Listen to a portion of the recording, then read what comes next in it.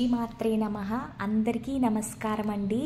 నవరాత్రులు వచ్చేస్తున్నాయి. ఆ దుర్గమ్మ పై లోకాల నుంచి మనతో పాటు 10 రోజులు ఈ భూప్రపంచం మీద ఉండడానికి వస్తున్నారండి.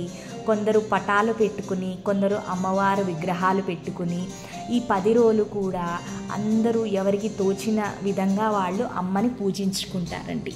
ఈ 10 రోజులు కూడా అతి శక్తివంతమైన మంగళకరమైన రోజులండి.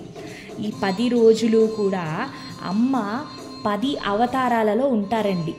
అందుకనే ఈరోజు నేను ఈ వీడియోలోని సంకల్పంలో ఈ 10 అవతారాల పేర్లు ఎలా చెప్పుకుని సంకల్పము అంటే ఆ రోజు అలంకరణకి అమ్మకి సంకల్పం ఎలా చెప్పుకోవాలి అన్నది నేను మీకు చెప్తాను. మనం సహజంగా శుక్రవారము అమ్మ పూజలోని సంకల్పంలో మమ ఉపాత దురితక్షయ ద్వారా శ్రీ దుర్గాదేవి ప్రీత్యర్థం లేదా శ్రీ మహాలక్ష్మీదేవి ప్రీత్యర్థం శుభే శోభన ముహూర్తే శ్రీ మహావిష్ణురాజ్ఞస్య ప్రవర్తమాన్యస్య అని మొత్తం సంకల్పం చదువుకుంటాము. అక్కడ ఏ దేవుడు పేరు ఉంటే ఆ దేవుడిది మనము ఉపయోగించుకుంటాం. ఈ 10 రోజుల్లోని 10 అలంకరణలోని మన విజయవాడ కనకదుర్గమ్మ అయినా శ్రీశైల భ్రమరాంబిక అమ్మ అయినా ఉంటారు కాబట్టి ఈరోజు మొదటి రోజు ఈరోజు ఆశ్వీయ శుద్ధ పాడ్యమి అనుకోండి.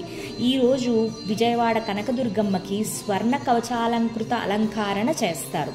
అప్పుడు మనం సంకల్పం ఎలా చెప్పుకుంటాం? మమ ఉపాత దురితక్షయ ద్వారా శ్రీ స్వర్ణ కవచాలంకృత దుర్గాదేవ్యై ప్రీత్యర్థం అనుకుంటాం.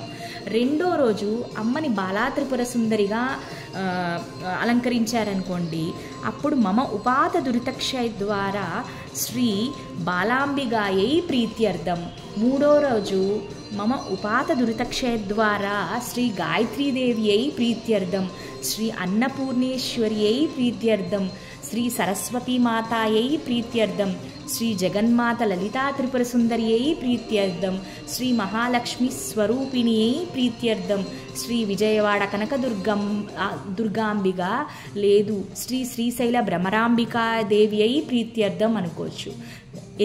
9వ రోజు శ్రీ మహిషాసురమర్దిని అయి ప్రీత్యర్థం, 10వ రోజు శ్రీ రాజరాజేశ్వరి దేవి అయి ప్రీత్యర్థం అనుకుని మనము 10 రోజులు సంకల్పంలో ఆ అవతారాల పేర్లు తిథి ప్రకారము చూసుకుని చెప్పుకోవచ్చండి. ప్రతి సంవత్సరము తిథులు అలంకారాలు మారుతూ ఉంటాయండి. ఈ 2024లో ఏ తిథిలో ఏ అలంకరణ వచ్చింది అన్నది వీడియో నేను ఆల్రెడీ చేసి పెట్టానండి. ఆ వీడియో కూడా చూడండి. ఆ తిథి ప్రకారము ఆ అలంకరణ పేరు మన సంకల్పంలో చెప్పుకోండి. ఇలాగే చెయ్యాలని ఎక్కడా లేదండి.